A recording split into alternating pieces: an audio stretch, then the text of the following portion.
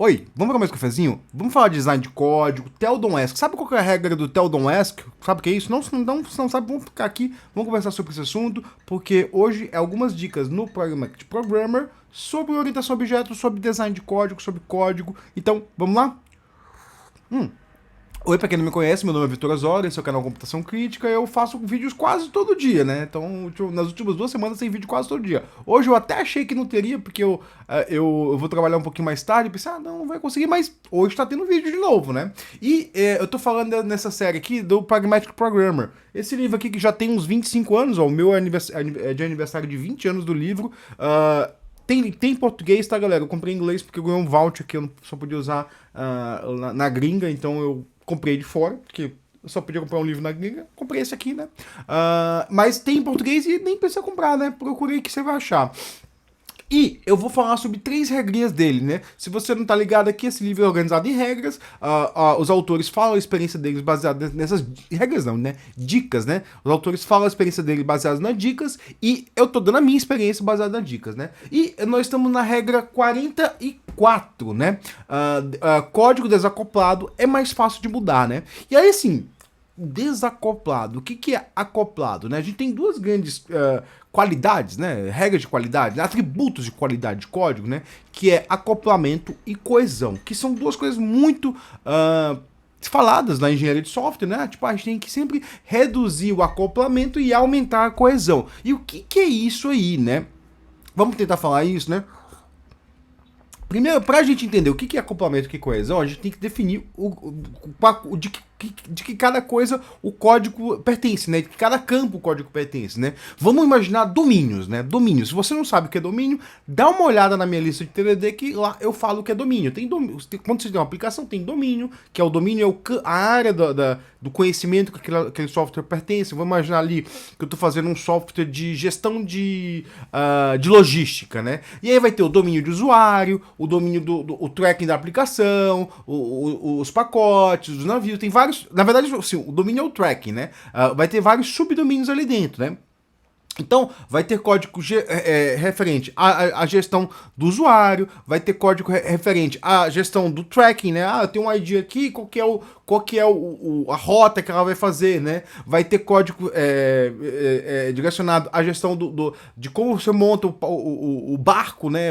A embarcação que vai levar esse pacote, ou mesmo um caminhão, como você monta ele, vai ter código ali relacionado ao pacote em si, ao que está sendo transportado, né? Tem código relacionado a tudo, né? Isso aí que a gente chama de subdomínio. Na verdade não é subdomínio, né? Mas assim, tracking é um subdomínio, subdomínios são mais amplos, né? Mas você consegue separar ali campos dentro do código que são de coisas distintas, né? O usuário é uma coisa distinta de um pacote. Óbvio que vai ter uma relação, né? Por exemplo, sempre tem o ID do usuário, que é o usuário responsável disso. Sempre tem, né?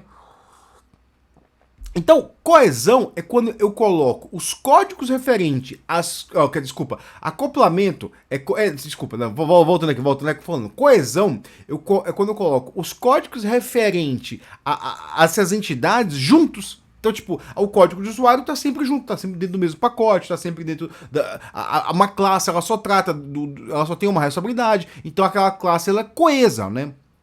Acoplamento é quando essas várias entidades não dependem muito entre si, né? Então é sempre bom que a gente faça código com baixo acoplamento e alta coesão. Ou seja, que as coisas que estão juntos estejam juntos e as coisas que devam estar separadas não dependam entre si. Isso é sempre bom. Um exemplo de como reduzir a coesão, né? Se fala muito de Kafka, né? Kafka, nossa, eu uso Kafka para... E aí a galera sempre pensa em Kafka para distribuir processamento. Eu falo assim, não, galera pensa errado, tá, galera? Tô falando que a galera pensa errado, né? Eu pego o meu processo aqui para aliviar ele, eu mando uma mensagem, vai lá se processar do outro lado, depois eu retorno. Tá errado, tá fazendo errado aí, né? Porque assim, o Kafka, um bom uso dele pode ser para reduzir acoplamento entre serviços. E por que ele reduz acoplamento? Vamos pensar aqui, né? Vamos pensar assim que eu tenho 2 microserviços, eles estão comunicando aqui, né? E em vez de... se o microserviço B ele tem que ser chamado pelo microserviço A, o que ele faz? Eu crio uma interface em B, o A vem aqui e chama essa interface. Beleza?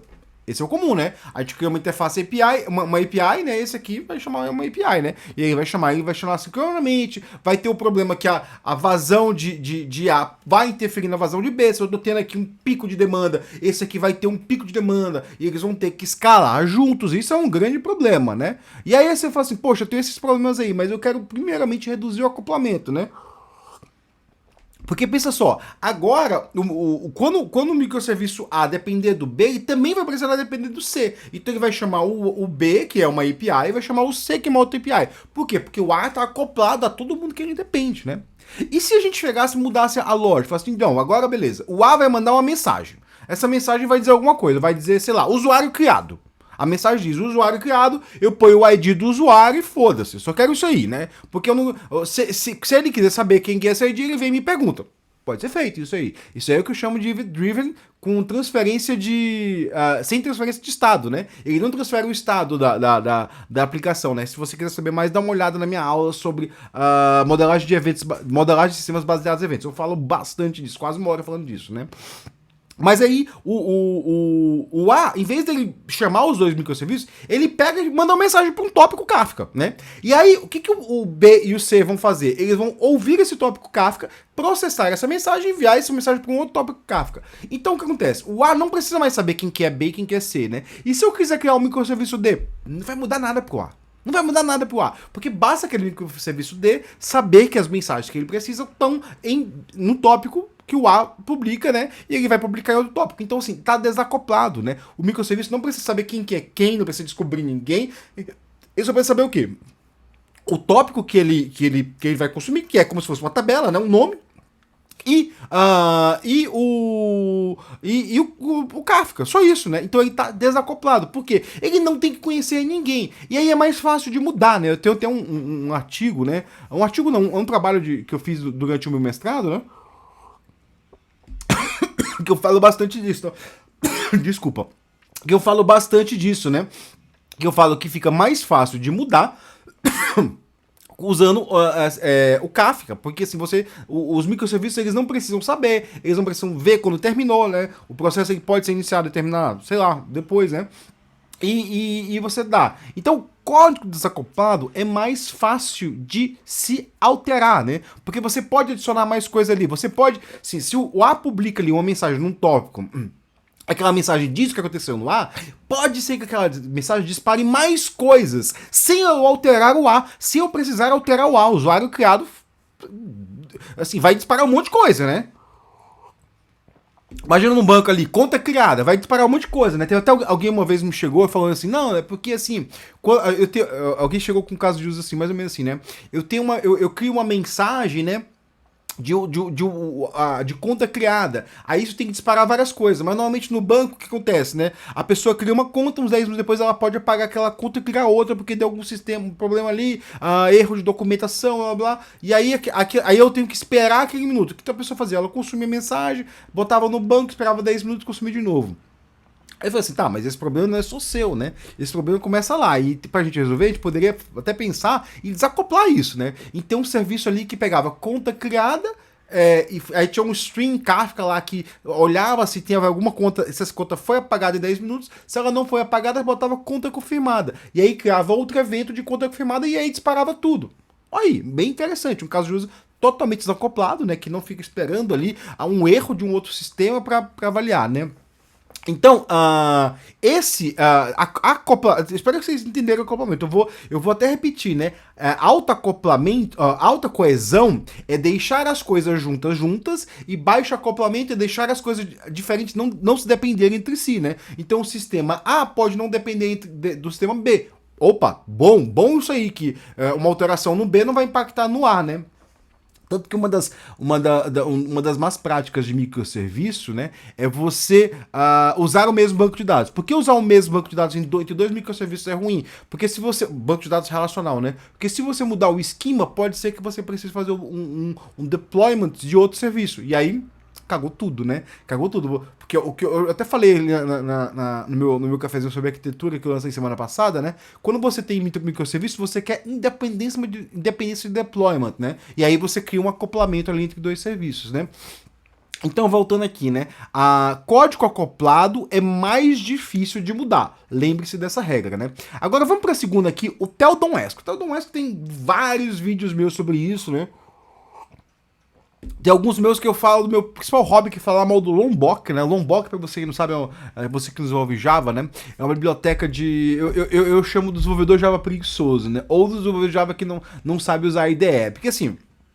No Java antigo, né, primitivo ali, tinha o que a gente chama de POJO, né, que até tá no nome, né, Plain Old Object Java, né, o plano e velho objeto Java, né, o POJO, né, que é aquele que você tem os campos e você faz os getters e setters, né, aí fica aquela grande discussão, é muito chato fazer getters e setters. Cara, discussão idiota, assim. Se você quiser, você não faz, né? E se você quiser, né? Por que uma das coisas que era muito... que eu ouvia antigamente, né? Isso eu lembro do meu primeiro emprego, assim, o pessoal falou assim, por que a gente faz getters e setters, né? Que era porque, assim, pra gente saber quando o objeto foi alterado, o objeto alguém pegou um valor. É muito simples, é por isso. É por isso, né? E só que hoje não precisa mais disso. Na maioria dos casos você não precisa mais disso. Por exemplo, se você usa o Hibernate, você nem precisa mais saber por quê, porque o Hibernate já identifica. O Hibernate faz um pull por debaixo dos panos, né? E ele identifica quando um valor é alterado ou não é alterado, né? Então, assim, hoje, o objetivo do POJO hoje já não existe mais. Ele é muito usado para serialização, né? Em alguns poucos casos. Eu acho que no Hibernate ele é utilizado até, né? Por um motivo muito específico no Hibernate, que os objetos não são imutáveis, por uma questão do DDD ali. Objetos no Hibernate não são imutáveis. Não sei nas últimas releases, né? Mas até onde eu lembrava não era, né? Mas tem o Java hoje tem um negocinho chamado records, né? O que são os records? Records é quando você define uma classe, você diz qual é a estrutura dela, e ele já gera os getters aí, não tem os setters, né? Você não altera os valores, né? Porque o objeto ele é imutável, né? Tá, mas vocês não iam falar de Teldon-esque? Sim, eu tô falando de Teldon-esque o tempo todo, né?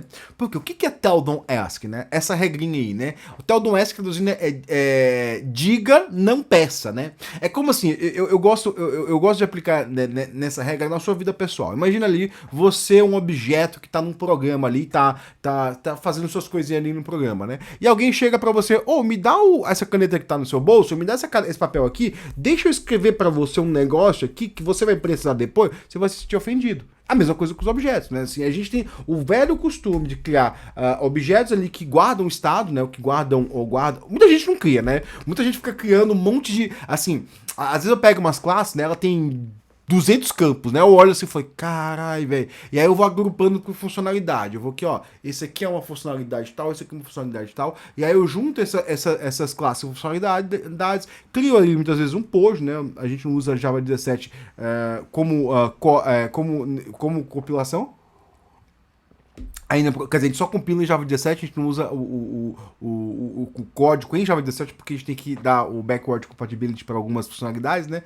Então, de vez em quando, a gente tem que fazer release em Java 8, né? Mas, assim, o Java...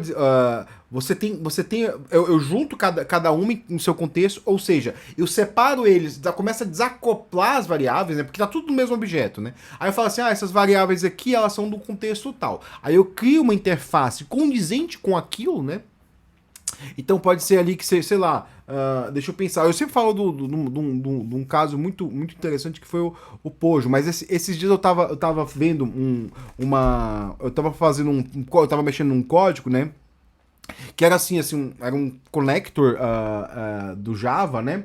E aí ele escrevia em arquivo, né? E aí ele tinha o padrão do nome, ele tinha algumas variáveis descritas para aquele nome, né? Aí eu separei tudo aquilo e fiz um file name binder, né? E aí aquela interface que eu tinha com aquele file name binder era só bind. Eu passava ali o meu objeto, né, o meu registro que eu recebi no Kafka, né, e falava assim, ó, bind, né, e aí ele pegava e retornava um file name e usava aquele file name, né. Eu extraí uma funcionalidade, passei os vários campos internamente para aquilo, e pela minha interface externa, né, eu me comunico apenas por uma ordem, né? Eu passo o meu valor para ele e falo assim, olha, esse é o parâmetro que você precisa, me retorna o que eu preciso, né? Assim, é como se eu tivesse um caixa de banco. Puta, ali não sei quem foi em caixa de banco, mas tem um caixa eletrônico, né? É como se eu tivesse um caixa eletrônico. Eu chego lá, passo, ó, o meu boleto, essa aqui é uma conta, essa aqui, paga ela aí, né? E aí ele faria a transferência de um lado, assim, eu não entraria na lógica interna do objeto, porque eu defino o que é uma lógica interna. E aí eu posso voltar para o outro, né?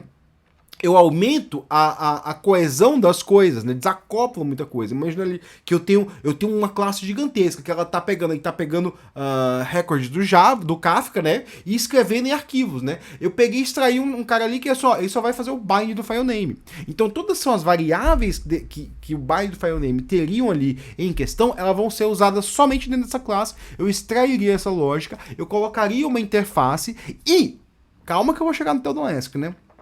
E aí, em vez de eu ficar perguntando para cada variável o valor dela, eu passaria uma ordem para a interface. Então, o Theodon-ESC é exatamente isso. Você diga o que as classes, diga o que os serviços têm que fazer. Você pode levar o Theodon-ESC para um REST API, você pode subir o nível. Diga o que eles podem fazer. Não fique pedindo informação e processando. É até mais fácil, tá, galera? Você vai ver, se você sempre tiver classes, assim, pega seu código ali, né? Olha as classes que tem. Estabelece as responsabilidades de cada uma, né? E aí, se você vê uma classe que está muito grande, você vai fazer o quê? Você vai listar todas as funcionalidades que ela faz. Você, aqui ele faz o bind do filename. Opa, e se o bind do filename fosse uma classe? Então eu vou dar um nome para ela. Bind, caso você não saiba, a tradução eu não sei como é que traduz bind. Nossa, meu Deus do céu. Eu tava falando aqui, aí às vezes eu esqueço que bind filename. Deixa eu traduzir. File name. Nome, né? Não. A vinculação, vincular, né? Tipo, o bind é quando eu vinculo variáveis a uma string, né? Tipo, interpolation também, mas assim, o bind é uma lógica mais legal. Como eu vinculo valores àquele arquivo, né? Ele tem um padrão ali, eu jogo os valores dele ali, que é hostname, essas coisas aí, né? IP, o timestamp, né? Então eu crio esse filename binder e eu vou interagir com ele por uma interface, né? Isso reduz bastante o quê? Primeiro aumenta o acoplamento, né? Assim, desculpa, primeiro aumenta a coesão, né? Tudo que ele filename binder vai estar ali dentro e eu não vou interagir, eu não vou depender daqueles valores. Se eu precisar, mas eu preciso, e é muito comum assim, galera, assim, mas eu preciso de tal coisa nesse campo e eu vou, talvez, tem duas condições aí. Ou você precisa de um valor ali que ele realmente é duplicado, ou você tem ou você tem um outro contexto ali, né? Que é, por exemplo, desse filename binder, né? Uma das outras funcionalidades que a gente tem nesse negócio é o sequence number provider, né? Que aí o sequence number provider vai ter duas interfaces. É o next o next e o get, né? Então, assim, quando eu recebo o valor, eu já chamo o next, ele me retorna um inteiro, né? E aí todo lugar que eu só uso ele, eu só pego o get. E aí aquela classe é compartilhada, né? Mas eu não tenho. E aí o cinema é interessante porque ele tem que ser compartilhado entre várias threads, muitas vezes, né? Então, assim, a lógica de sincronização tá dentro daquela classe, né? Então, assim, Theodon-ESC é uma regra máxima de engenharia de software, de orientação a objeto. Sempre faça isso, por favor, com suas classes. Os seus coleguinhas vão me agradecer, tá? Depois eu acho que depois podem ficar pro próximo cafezinho, né?